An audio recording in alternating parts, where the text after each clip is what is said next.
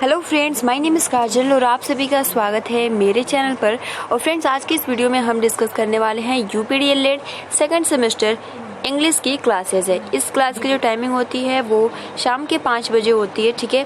और देखिए फ्रेंड्स, आज का जो हमारा टॉपिक रहेगा वो रहेगा which are the 4 skills of language learning, ठीक है, डिस्क्राइब इन शॉर्ट। यानी यहाँ पे ये पूछ रहा है कि किसी भी लैंग्वेज को या किसी भी भाषा को सीखने के लिए 4 स्किल्स कौन कौन से होते हैं। तो देखिए फ्रेंड्स, पहला तो प्रश्न यही पूछ सकता है कि 4 स्किल्स कौन कौन से हैं। यहाँ पे तो डिस्क्राइब करना है, ठीक है, शॉर्टली। लेकिन आप सभी को पता होना चाहिए कि किसी भी लैंग्वेज को लर्निंग करने के लिए जो 4 स्किल्स होने चाहिए वो कौन कौन होते हैं। तो एक तो होता है आपका रीडिंग, दूसरा होता है आपका लिसनिंग, तीसरा होता है राइटिंग और चौथा होता है आपका रीडिंग, ठीक है। तो ये इस तरीके से होता है आपका स्पीकिंग, ठीक है। यहाँ पे स्पीकिंग होगा, स्पीकिंग, रीडिंग, राइटिंग और लिसनिंग। ये क्या होते हैं? 4 स्किल्स होते हैं जो कि आज ये इस वीडियो में डिस्कस करेंगे। और बहुत ही अच्छे से, अगर आपको मतलब एक एक स्किल्स के बारे में बहुत ही अच्छे से जानना है तो आप सभी को डिस्क्रिप्शन बॉक्स में वीडियो का लिंक मिल जाएगा। आप वहाँ से जाकर बहुत ही बेहतरीन तरीके से अपने प्रिपरेशन और कर सकते हो। बट यहाँ पे हम शॉर्टली में डिस्कस करेंगे और यहाँ से भी आप आसानी के साथ याद कर सकते हो। सॉरी फ्रेंड्स, आज मैं हिंदी नहीं लिख पाई, इसके लिए सॉरी, क्योंकि टाइम नहीं मुझको मिला, ठीक है। लेकिन मैं जब आप सभी को पीडीएफ प्रोवाइड करूंगी तो उसमें मैं हिंदी मेंशन कर दूंगी, ठीक है। तो चलिए फ्रेंड्स, शुरू करते हैं। वीडियो को लाइक कर दीजिए और अपने फ्रेंड्स मित्रों को शेयर कर दीजिए। और हाँ, अगर आप चैनल पर पहली बार विजिट कर रहे हो तो चैनल को सब्सक्राइब भी कर सकते हो, क्योंकि हम यूपीडीएलएड से रिलेटेड जितनी भी क्लासेस है प्लस जितनी भी इन्फॉर्मेशन है इस चैनल के माध्यम से आप सभी को प्रोवाइड करते हैं। आइए हम अपने टॉपिक की ओर बढ़े। तो सबसे पहले अगर हम कहें कि इंग्लिश सीखने के 4 स्किल्स या किसी भी भाषा को सीखने के लिए 4 स्किल्स होता है, पढ़ना, लिखना, सुनना और बोलना। इसमें सबसे पहले जो हम पॉइंट डिस्कस करेंगे वो डिस्कस करेंगे डेवलपमेंट ऑफ लिसनिंग स्किल, यानी सुनने के कौशल का विकास। ये हमारा टॉपिक रहेगा। सबसे पहले हम लिसनिंग स्किल्स के बारे में जानेंगे। और फ्रेंड्स, सबसे ज़्यादा जो आपका फोकस होना चाहिए वो इंग्लिश में होना चाहिए, ना कि हिंदी में, ठीक है। तो डेवलपमेंट ऑफ लिसनिंग स्किल्स यानी इसका जो हिंदी होता है वो होता है सुनने के कौशल का विकास, ठीक। उसके बाद देखिए यहाँ पे पहला जो पॉइंट कहता है कि ऑल्दो, ठीक है, although listening and speaking are 2 different skills at grouped together because learning to understand a language facilitates, ठीक है, facilitates speaking। सबसे पहले तो मैं आप सभी को अगर मीनिंग बताऊं, यहाँ पे although का मतलब क्या होता है? although का मतलब होता है हालांकि, यद्यपि, ठीक है। लिसनिंग मतलब आप सभी को पता ही है क्या होता है। स्पीकिंग मतलब आर टू डिफरेंट मतलब होता है आपका अंतर, ठीक है, विभिन्नता। स्किल्स मतलब होता है कौशल, ठीक। एट मतलब होता है अभी तक। ग्रुप्ड मतलब होता है समूहबद्ध। टुगेदर मतलब होता है आपका साथ या एक साथ। बिकॉज मतलब होता है क्योंकि। लर्निंग टू अंडरस्टैंड अंडरस्टैंड मतलब होता है समझना। और लैंग्वेज फैसिलिटेट्स, ठीक है, हिंदी नहीं लिखी हूँ इसलिए हिंदी यहाँ पे मैं मेंशन मतलब बोल दे रही हूँ, फैसिलिटेट्स स्पीकिंग। देखिए, अगर पूरे का मतलब अगर हम बात करें तो यहाँ पे कह रहा है कि हालांकि सुनना और बोलना 2 अलग अलग कौशल है। बिल्कुल सही बात है। जो आपका लिसनिंग एंड स्पीकिंग है ये 2 स्किल्स है, यानी डिफरेंट स्किल्स है। क्यों? क्योंकि किसी भी टॉपिक को सुनने के लिए सबसे पहले हम, किसी भी टॉपिक को समझने के लिए सबसे पहले हम क्या करते हैं? सुनते हैं। उसके बाद से क्या करते हैं? बोलते हैं। यानी जब तक हम सुनेंगे नहीं तब तक हम उसको बोल नहीं पाएंगे या अच्छे से उसको हम कहीं पे भी कुछ उसके टॉपिक के बारे में कह नहीं पाएंगे। तो आपको जो लिसनिंग और स्पीकिंग है इन दोनों में बहुत ज़्यादा डिफरेंट है, ठीक है। तो यहाँ पे यही बोल रहा है कि although listening and speaking are 2 different skills at grouped together because learning to understand a language facilitates speaking। facilitates मतलब क्या होता है? आसान कर देना, ठीक है। facilitates मतलब होता है आसान कर देना। तो यहाँ पे पूरा यहाँ से देख सकते हो, कह रहा है because learning to understand a language facilitates speaking, ठीक है। तो एट ग्रुप, तो यहाँ पे हम कहेंगे कि यहाँ तक, ठीक है, यहाँ तक कि जो आपका लिसनिंग और स्पीकिंग है, ठीक है, क्योंकि दोनों अलग अलग है फिर भी एक साथ समूहीकृत किया जाता है, यानी एक साथ ग्रुप्ड यानी समूहबद्ध में रखा जाता है। किनको? लिसनिंग और स्पीकिंग को। अलग अलग तो है लेकिन एक साथ उनको क्या किया जाता है? समूहीकृत किया जाता है। क्योंकि आप देख सकते हो बिकॉज, क्योंकि किसी भी भाषा को समझकर सीखने से बोलने में सुविधा होती है। यानी यहाँ पे ये बोला जा रहा है together learning to understand a language facilitates speaking, यानी किसी भी लैंग्वेज या किसी भी भाषा को सीखने के लिए समझकर और उसके बाद सीखने से बोलने में आसानी होती है। या फिर आप ऐसे भी कह सकते हो सुनकर अगर हम किसी टॉपिक को अगर हम बात करें तो वो जो भी आप लैंग्वेज सीख रहे हो वो आसान बना देता है। फर्स्ट लाइन आप सभी को बहुत ही आसानी के साथ क्लियर हो गया होगा और बहुत ज़्यादा नहीं है। लिसनिंग स्किल्स अगर पूछे तो आप आसानी के साथ बता सकते हो। पहला जो point, although listening and speaking are two different skills at grouped together because learning to understand a language facilitates speaking, यानी जो आपका सुनना और बोलना क्या है, दो अलग अलग कौशल है फिर भी एक साथ समूहीकृत यानी ग्रुप्ड किया जाता है। क्योंकि किसी भी भाषा को समझकर सीखने से बोलने में क्या होती है? सुविधा होती है। पहला पॉइंट क्लियर। दूसरे पॉइंट की ओर बढ़ते हैं। दूसरा पॉइंट कहता है कि before starting speaking the language, ठीक है। उसके बाद देख सकते हो इसको हम सफिशिएंट भी पढ़ते हैं या आप सफिशिएंट भी पढ़ सकते हो, ठीक है। तो sufficient practice in listening skill is essential, ठीक है। एसेशनल इसका भी मीनिंग अभी मैं बताऊंगी क्या होता है एसेशनल। तो देखिए सबसे पहले तो ये क्या कह रहा है, यहाँ पे ये कह रहा है कि भाषा बोलने से पहले बिफोर स्टार्टिंग स्पीकिंग, ठीक है, भाषा बोलने से पहले सुनने के कौशल में पर्याप्त अभ्यास आवश्यक है। सबसे महत्वपूर्ण लाइन ये बोला है, before starting speaking the language sufficient practice in listening skill is essential. यानी देखिए सफिशिएंट मतलब क्या होता है? पर्याप्त। एसेशनल मतलब होता है आवश्यक, है ना।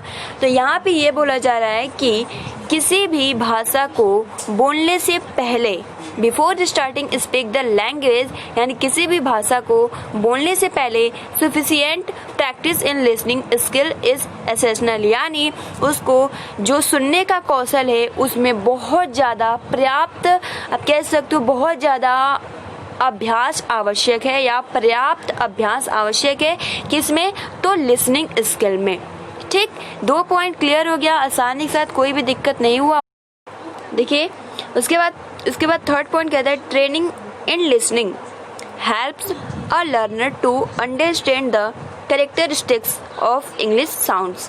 कैरेक्टरिस्टिक्स मतलब क्या होता है? तो विशेषताएं, ठीक है, विशेषताएं। यानी इसका पूरा हिंदी अगर हम इस सेंटेंस का बोले तो सुनने में प्रशिक्षण एक शिक्षार्थी को अंग्रेजी ध्वनियों की विशेषताओं को समझने में मदद करता है, ठीक है। बहुत ही इजी है, आप सभी को आसानी के साथ ये जो डेवलपमेंट ऑफ लिसनिंग स्किल्स है आसानी के साथ क्लियर हो गया होगा, ठीक है। तो पहला पॉइंट जो although listening and speaking are two different skills at group together because learning to understand a language facilitates speaking. Before starting speaking the language, sufficient practice in listening skill is essential. Training in listening helps a learner to understand the characteristics of English sounds, यानी जो आपका सुनना और बोलना क्या है, दो अलग अलग कौशल है फिर भी एक साथ उसको ग्रुप किया जाता है। क्योंकि किसी भी भाषा को समझकर सीखने से बोलने में सुविधा होती है और भाषा बोलने से पहले सुनने के कौशल में बहुत ज़्यादा पर्याप्त मात्रा में अभ्यास आवश्यक है और सुनने में प्रशिक्षण एक शिक्षार्थी को अंग्रेजी ध्वनियों की विशेषताओं को समझने में भी मदद करता है। तो ये रहा पूरा सुनने के कौशल यानी डेवलपमेंट ऑफ लिसनिंग स्किल। आगे बढ़े सेकंड, देखिए दूसरा जो आपका पॉइंट है डेवलपमेंट ऑफ स्पीकिंग स्किल, ठीक, यानी सुनने के बोलने के कौशल का विकास। Although listening and speaking go together, it is speaking which actually involves a learner in learning process. While learning mother tongue, imitation makes it possible for the child to learn to speak. In the case of mother tongue, it is a unconscious and unintentional imitation. imitation, but in second language learning, intentional imitation may enable a learner to speak the language. अगर हम इसकी बात करें तो सबसे पहले तो हम मीनिंग पे सबसे ज़्यादा फोकस करेंगे। जो टफ मीनिंग है इसका हिंदी बता देते हैं, ठीक है। ऑल दो हमने डिस्कस किया, हालांकि होता है, इसको हम ऑल दो भी पढ़ते हैं, ठीक है। लिसनिंग मतलब आप सभी को पता है सुनना, स्पीकिंग मतलब बोलना, ठीक है। टुगेदर मतलब बोल सकते हो एक साथ, ठीक है। स्पीकिंग मतलब एक्चुअली मतलब वास्तव में। इन्वॉल्व्स मतलब होता है क्या, तो शामिल करना, ठीक है। इन्वॉल्व यहाँ पे आप देख सकते हो INVOLVES, ठीक है। ये इसका स्पेलिंग होता है इन्वॉल्व्स और लर्नर इन लर्निंग प्रोसेस, यानी जो भी सीखने की प्रक्रिया होती है, जो लर्नर होता है। वाइल लर्निंग यानी आप कह सकते हो वाइल मतलब होता है जब। लर्निंग मदर टंग मतलब होता है मातृभाषा। इमिटेशन मतलब क्या होता है, तो इमिटेशन मतलब होता है नकल करना, ठीक है, या नकली, ठीक है। इमिटेशन मतलब होता है नकल। Imitation marks it's possible for the child learner to speak in the case of mother tongue मातृभाषा it is unconscious। सबसे महत्वपूर्ण है unconscious मतलब क्या होता है, आप कह सकते हो अचेत, बिना सोचे समझे, या आप कह सकते हो बेहोशी, यानी मतलब उसको कुछ भी ख्याल नहीं होता है, ठीक है। एंड यहाँ पे आप देख सकते हो अनइंटेंशनल, ठीक है। अनइंटेंशनल मतलब क्या होता है, तो अनजाने में, ठीक है। ये स्पेलिंग बहुत ही महत्वपूर्ण है, UNINTENTIONAL।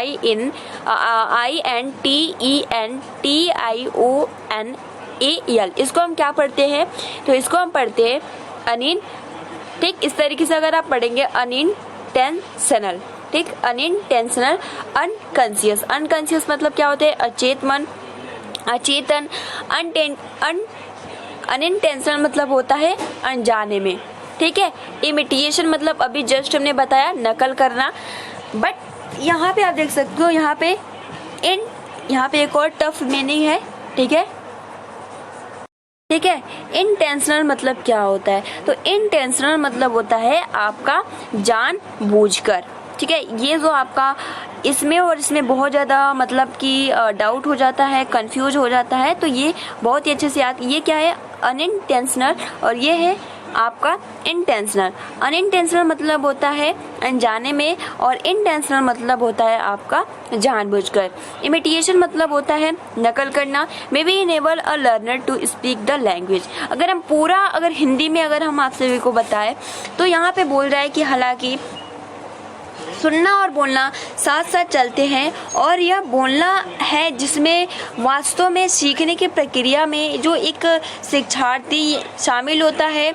और उसके बाद देखिए मातृभाषा के मामले में यह अचेतन और अनजाने में नकल है। यानी अगर आप मदर टंग में कुछ भी, जैसे कि आप देखते भी होंगे कि मदर टंग में जब एक शिक्षार्थी होता है सबसे पहले तो वो देख लेता है, वो लिख लेता है, ठीक है, लेकिन बोलने की जब बात आती है तो वो नहीं बोल पाता है। तो ये क्योंकि वो नकल किया है तो कहाँ से बोल पाएगा। तो यहाँ पे ये बोल रहा है कि मातृभाषा के मामले में यह अचेतन और अनजाने में नकल है, लेकिन दूसरी भाषा में जानबूझकर क्या है, नकल करना है। एक शिक्षार्थी को भाषा बोलने में सक्षम कर सकता है क्या, तो स्पीकिंग स्किल्स, या आप कह सकते हो नकल के माध्यम से भी वो आसानी के साथ मतलब बहुत ज़्यादा प्रैक्टिस करने के बाद वो सीख सकता है। तो ये रहा पहले लिसनिंग, उसके बाद बोलने की कौशल का विकास। तो आई होप कि आपको बहुत ही आसानी से क्लियर हो गया होगा और ज़्यादा फोकस आपको जो करना है वो इंग्लिश पे करना है, ठीक है। Although listening and speaking go together, it is speaking which actually involves मतलब होता है शामिल करना और learner in learning process while learning mother tongue imitation makes it possible for the child और लर्न। यानी जो आपका मदर टंग होता है यह नकल के माध्यम से ही आप कह सकते हो उनको सीखने में मदद, आप कह सकते हो मदद प्रदान करता है। In the case of mother tongue it is unconscious and unintentional imitation, but in second language learning intentional imitation में इनेबल अ लर्नर, इनेबल मतलब होता है सक्षम, a learner to speak the language. तो ये हो गया स्पीकिंग स्किल। अब हम थर्ड की ओर बढ़ते हैं। थर्ड क्या कहता है कि डेवलपमेंट ऑफ रीडिंग स्किल्स, यानी पढ़ने का कौशल का विकास। आइए फ्रेंड्स इसके बारे में हम लोग बहुत ही अच्छे से डिस्कस करते हैं। यहाँ पे सबसे पहले क्या कहता है कि after listening and speaking skill the reading skill has a very important place. In helping a learner to learn to read English, we should follow the same treatment made out to him when the learns to read his mother tongue. Before starting reading in mother tongue, a child gets through practice in speaking. सबसे पहले इसमें तो कोई tough meaning नहीं है, ठीक है, easy है, आप आसानी के साथ इसमें कुछ बताने की आवश्यकता नहीं है। चलिए एक बार हिंदी हम बता देते हैं। यहाँ पे क्या कह रहा है, यहाँ पे कह रहा है कि सुनने और बोलने के कौशल के बाद, ठीक है, यानी हमने लिसनिंग देखा, स्पीकिंग देखा, यानी after listening and speaking skills, यानी सुनने और बोलने के कौशल के बाद, इसका जो मीनिंग हो जाता है सुनने और बोलने के कौशल के बाद पढ़ने का कौशल महत्वपूर्ण होता है। The reading skill has a very important place, ठीक है। उसके बाद अंग्रेजी सीखने के लिए एक शिक्षार्थी की मदद करने में हमें उसी व्यवहार का पालन करना चाहिए जब वो अपनी मातृभाषा को पढ़ना सीखता है। तो मातृभाषा में पढ़ना शुरू करने से पहले एक बच्चे को बोलने में पूरी तरह से अभ्यास होता है, ठीक है। यानी यहाँ पे अगर हम सिंपल लैंग्वेज में कहें कि अगर कोई बच्चा है, ठीक है, वो अपनी मातृभाषा में कुछ भी सीख रहा है, तो कुछ भी सीख रहा है, लेकिन वो सीखता अवश्य है क्योंकि वो अपनी मदर टंग में सीखता है, उसके सामने उतनी परेशानी नहीं आती है, आप कह सकते हो उतना डिफिकल्ट नहीं होता है, लेकिन वो सीखता है और साथ में क्या करता है, रीडिंग यानी पढ़ने का अभ्यास भी करता है। तो इस तरीके से आप कह सकते हो कि जो पढ़ने का कौशल का विकास है, after listening and speaking skill, the reading skill has a very important place in helping a learner to learn to read English. We should follow the same treatment made out him when he learns to read his mother tongue before starting reading in mother tongue. यानी जब वो mother tongue में पढ़ने का start करते हैं तो बहुत ही आसानी के साथ वो क्या करते हैं, बोल भी लेते हैं, क्योंकि प्रैक्टिस इन स्पीकिंग, क्योंकि वो पहले से बोल लेते हैं, लेकिन मदर टंग में अगर पढ़ते भी हैं तो वो उस टाइप से बोल भी लेते हैं। किस तरीके से, मदर टंग यानी जिस तरीके से उनकी मातृभाषा होती है उसी प्रकार से वो बोलने का भी अभ्यास करते हैं, ठीक है। तो पॉइंट टू पॉइंट है, आप देख सकते हो इसमें आपको कितने पॉइंट याद करने हैं, तो एक पॉइंट हो गया, ठीक है। यहाँ से आप देख सकते हो after listening and speaking skill the reading skill has a very important place, ठीक है।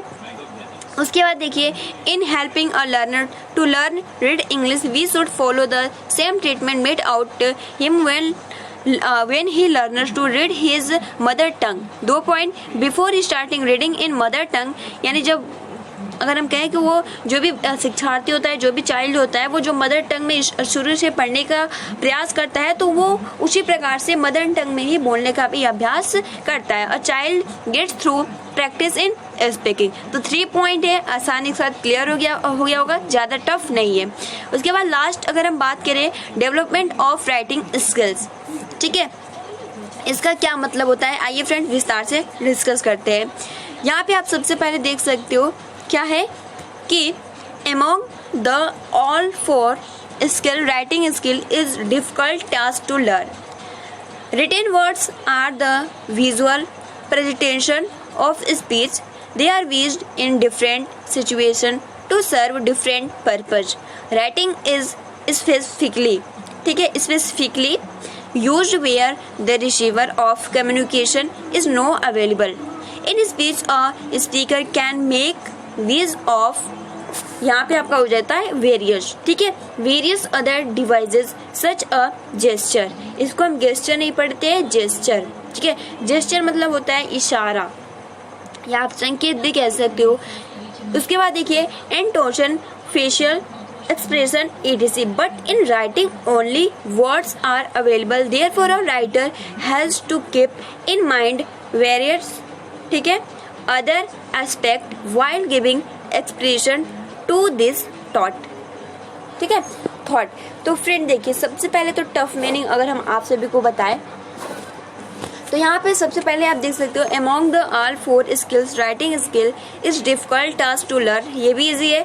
written words are the visual presentation of speech, ठीक है, प्रेजेंटेशन मतलब होता है प्रस्तुतिकरण।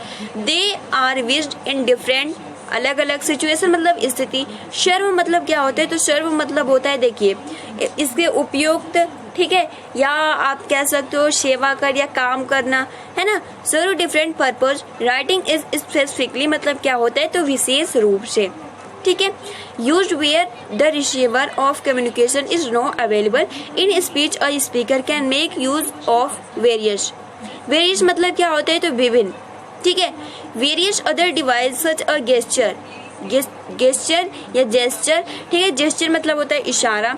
इंटोनेशन मतलब क्या होता है, तो आवाज का उतार चढ़ाव। फेशियल मतलब क्या होता है, चेहरे का एक्सप्रेशन, यानी चेहरे का expression. But in writing only words are available, therefore a writer has to keep in mind various other aspect. मतलब क्या होता है, तो एस्पेक्ट मतलब होता है पहलू, ठीक है। Aspect while giving expression to this thought मतलब क्या होता है, विचार। तो पूरा क्लियर हो गया। अगर हम हिंदी में इसकी बात करें तो आपके लिसनिंग के बाद, स्पीकिंग के बाद, रीडिंग के बाद जो आता है वो आता है लिखने का कौशल का विकास, यानी डेवलपमेंट ऑफ राइटिंग स्किल। इसका जो हिंदी होता है लिखने का कौशल का विकास। यहाँ पे कह रहे हैं among the all four skill writing skill is difficult task to learn. आप सोच सकते हो यहाँ पे बोल रहा है कि सभी 4 कौशलों में जो लेखन कौशल सीखना है वो मुश्किल काम है। जी हाँ फ्रेंड्स, बिल्कुल सही बात यहाँ पे ये बोला जा रहा है, क्योंकि अगर एक बच्चा होता है, ठीक है, आपने देखा भी होगा ना कि अगर हम विदेश की बात करें या अगर आप यहीं की बात करें तो बहुत सारे लोग हिंदी तो बोल लेते हैं, ठीक है, हिंदी बोल लेते हैं, लेकिन हिंदी लिखने में भी क्या होती है, बहुत जगह पे गलत हो जाता है। क्योंकि वो बोल तो लेते हैं लेकिन कभी प्रैक्टिस नहीं किया या ध्यान नहीं देकर इस तरीके से बहुत ज़्यादा लिखने में गलती हो जाती है। या इंग्लिश की ही बात करें तो इंग्लिश बोल लेते हैं लेकिन जब स्पेलिंग्स की बात आती है तो लिखने में बहुत ज़्यादा प्रॉब्लम्स होती है। तो इसलिए यहाँ पे बोल रहा है कि सभी यानी 4 स्किल्स 4 कौशल में से जो आपका राइटिंग स्किल्स है ये बहुत ज़्यादा डिफिकल्ट है, ठीक है। एंड उसके बाद क्या कहता है कि लिखित शब्द भाषण की दृश्य प्रस्तुत करता है, यानी written words are the visual presentation of speech, ठीक है। एंड थर्ड पॉइंट कहता है कि they are used in different situation to serve different purpose, यानी यहाँ पे क्या कह रहा है कि इनका उपयोग विभिन्न स्थितियाँ या विभिन्न परिस्थितियों या विभिन्न उद्देश्य की पूर्ति के लिए किया जाता है। किसका, तो राइटिंग स्किल्स का, ठीक है। हर जगह पे लिखने, आप देख सकते हो, आपका कोई भी प्रूफ मांगना हो तो हम लिखित विवरण की तरह ही मांगते हैं कि आप लिख के दो, ठीक है, या कहीं पे स्पेस देना तो हम लिख के ही ले जाते हैं। तो मतलब कि जगह जगह की जिस तरीके से परिस्थितियाँ होती है उसी प्रकार से इसका यूज किया जाता है। फोर्थ पॉइंट कहता है कि राइटिंग इज स्पेसिफिकली यूज्ड, यहाँ पे क्या, used where the receiver of communication is no available, यानी अगर हम बात करें कि लेखन का विशेष रूप से उपयोग किया जाता है जहां संचार प्राप्तकर्ता उपलब्ध नहीं होता, यानी जहां पे 2 लोग आपस में बात नहीं कर पाते हैं। तो अभी आप फिलहाल देख सकते हो कि आप चैट हो गया, ठीक है, इंटरनेट के माध्यम से बहुत सारे ऐसे ऐप्स हैं जिसके माध्यम से आप लिखित यानी आप लिख के ही उनसे बात कर लेते हो। तो यहाँ पे यही बोल रहा है कि writing is specifically used where the receiver of communication is no available, यानी जहाँ पे संचार, आप कह सकते हो संचार प्राप्तकर्ता उपलब्ध नहीं होता है, वहाँ पे लेखन का बहुत ज़्यादा उपयोग किया जाता है। देन उसके बाद कह रहे हैं इन स्पीच और speaker can make use of various other device such a gesture, intonation, facial expression etc, यानी भाषण में एक स्पीकर विभिन्न अन्य उपकरणों का इस्तेमाल कर सकता है, यूज कर सकता है, जैसे आपका इशारा हो गया, ठीक है, इंटोनेशन मतलब अभी हमने बताया आपका क्या हो जाता है, यहाँ पे देखिए जेस्चर मतलब इशारा हो गया, इंटोनेशन मतलब होता है आपका छेड़छाड़ या जानबूझ के आप कह सकते हो, ठीक है। तो ये पूरा क्लियर हो गया। उसके बाद देखिए अगला जो पॉइंट कहता है कि यानी फेशियल एक्सप्रेशन, यानी चेहरे की अभिव्यक्ति या चेहरे का एक्सप्रेशन। तो ये पूरा क्या होता है कि इसमें बोल रहा है कि भाषण में एक जो स्पीकर होता है वो अन्य उपकरणों का यूज कर सकता है, जिसमें आपका इशारा आ जाता है, ठीक है, इंटोनेशन आ जाता है, फेशियल एक्सप्रेशन आ जाता है। देन उसके बाद कहता है but in writing only words are available, यानी लेकिन लिखित रूप से केवल शब्द ही उपलब्ध हैं। देन उसके बाद कहता है therefore a writer has to keep in mind various other aspect while giving expression to this thought, यानी इसलिए इस विचार को अभिव्यक्ति देते हुए एक लेखक को कई अन्य पहलुओं को भी ध्यान रखना होता है। क्योंकि आपने देखा भी होगा कि अगर हम बात करें कि ऐसा कुछ आता है जैसे कि आपका हमने विस्मयादि बोधक डिस्कस किया था, तो आपका लिखा होता है, लेकिन जिस तरीके से लिखा होता है, जैसे कि अगर हम बात करें प्रश्नवाचक होता है या मतलब बहुत ज़्यादा अचानक हो जाता है, तो वो सभी ध्यान में रख कर ही लिखा जाता है। ठीक है, चिन्ह का ध्यान दिया जाता है। तो ये पूरा हो गया आपका लिखन मतलब कि डेवलपमेंट ऑफ राइटिंग स्किल्स। तो आई होप कि आपको बहुत ही आसानी के साथ क्लियर हो गया होगा। फ्रेंड्स, ये बहुत ज़्यादा महत्वपूर्ण है। Which are the 4 skills of language learning described in short. और फ्रेंड, जब मैं आप सभी को PDF प्रोवाइड करूंगी तो उसमें आप सभी का हिंदी भी रहेगा। ठीक है, तो मीनिंग मैंने बता दिया है। जो डिफिकल्ट मीनिंग है आप अपने कॉपी में अच्छे से लिख लीजिएगा। चलिए एक बार इंग्लिश टू इंग्लिश यानी जो डायरेक्ट मेथड होता है उस टाइप से हम एक बार डिस्कस कर लेते हैं, ज़्यादा नहीं। और फ्रेंड्स, अगर आपकी एग्जाम में इस टॉपिक से रिलेट करके प्रश्न पूछा जाता है, तो अगर वो पूछता है कि लिसनिंग स्किल्स क्या है, तो आप इसके बारे में अगर इतना लिखते हो तो बहुत ज़्यादा है। आइए लिसनिंग स्किल्स के बारे में जानते हैं। Although listening and speaking are 2 different skills, it group together because learning to understand a language facilitates speaking. Before starting speaking the language, sufficient practice in listening skill is essential. Training in listening helps a learner to understand the characteristics of English sounds. Clear? Third अगर हम बात करें, second अगर बात करें speaking skill, although listening and speaking go together, it is speaking which actually involves a learner in learning process. While learning mother tongue imitation makes it possible for the child to learn speak. In the case of mother tongue, it is unconscious and unintentional imitation, but in second language learning intentional, ठीक है, imitation may enable a learner to speak the language. Third point, reading skills की बात करें, after listening and speaking skill, the reading skill is a very important place in helping a learner to learn to read English. We should follow the same treatment made out to him when he learns to read his mother tongue. Before starting reading in mother tongue, a child gets through practice in speaking. Last, writing skill. Among the all 4 skills, writing skill is difficult task to learn. Written words are the visual presentation of speech. They are used in different situations of serve different purpose. Writing is specifically used where the receiver of communication is not available. In speech, a speaker can make use of various, ठीक है, यहाँ पे various other device such as gesture, intonation, facial expression, etc. But in writing only words are available. Therefore, a writer has to keep in mind various other aspects while giving expression to this thought. यानी जो लेखक होता है वो सब कुछ ध्यान में रखते हुए कि किस तरीके से कौन सा आपका इंटोनेशन हो गया, फेशियल एक्सप्रेशन हो गया, गेस्चर हो गया, सब कुछ ध्यान में रखते हुए वो कोई भी लेख लिखता है। तो फ्रेंड्स, आई होप कि आपको बहुत ही आसानी के साथ क्लियर हो गया होगा। ज़्यादा मतलब टफ नहीं है, इंग्लिश टू इंग्लिश में याद करना है। हिंदी पे ज़्यादा आप सभी को फोकस नहीं करना है, ज़्यादा जो फोकस करना है वो इंग्लिश प्लस इंग्लिश का जो वर्ड्स है, वर्ड्स का जो लेटर है, कौन सा करेक्ट स्पेलिंग्स है, इस पे ज़्यादा से ज़्यादा फोकस करना है। तो फ्रेंड्स, आज के लिए इतना ही। वीडियो को अगर अभी तक आपने लाइक नहीं किया है तो लाइक कर सकते हो, अपने फ्रेंड्स मित्र को शेयर कर सकते हो। मिलते हैं 9 बजे वाली क्लास में। Thanks for watching, take care and best of luck.